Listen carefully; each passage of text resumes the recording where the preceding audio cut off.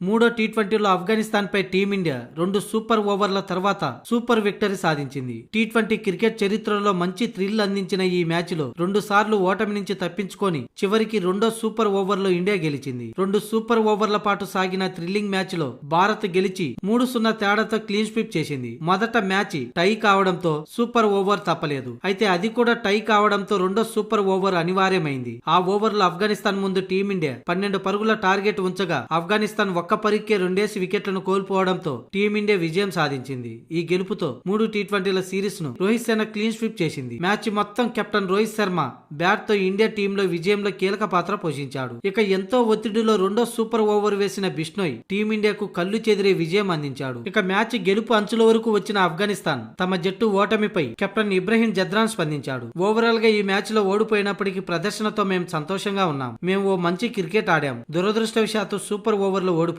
ఈ సిరీస్ నుండి మాకు చాలా సానుకూలతలు ఏర్పడ్డాయి. ఈ అనుభవం రాబోయే టీ20 ప్రపంచ కప్ లో మాకు సహాయపడుతుందని, ప్రపంచంలోని అగ్రగామి జట్టైన టీమిండియాపై వారి స్వదేశంలో మేము గెలవలేకపోయినా వారితో పంచుకున్న అనుభవం మాత్రం భవిష్యత్తులో పనికి వస్తుందని ఇబ్రహీం జద్రాన్ పేర్కొన్నాడు. మొదటగా మూడో మ్యాచ్ లో టీమిండియా మా ముందు చాలా భారీ స్కోర్ నే ఉంచింది. కానీ మేము అంత స్కోర్ సాధించి టై వరకు తీసుకొచ్చామంటే నిజంగా మా బ్యాటింగ్ విభాగాన్ని మెచ్చుకోవాల్సింది. అలాగే మొదటి సూపర్ ఓవర్ లో కూడా మంచి స్కోరే చేశాం. కానీ రెండో సూపర్ ఓవర్ లో మాత్రం రవి బిష్నోయ్ మా అంచనాలను తలకిందులు చేశాడు. టార్గెట్ 12 పరుగులే. కానీ తెలివైన బంతుల ముందు మేము బోల్తా పడ్డాం. అంతకుముందు రోహిత్ శర్మ చాలా అద్భుతమైన ఇన్నింగ్స్ ఆడాడు. అటు తను బ్యాటింగ్, ఇటు రెండో సూపర్ ఓవర్ లో రవి బిష్నోయ్ కి ఈ క్రెడిట్ ఇవ్వాల్సిందేనని ఇబ్రహీం జద్రాన్ పేర్కొన్నాడు.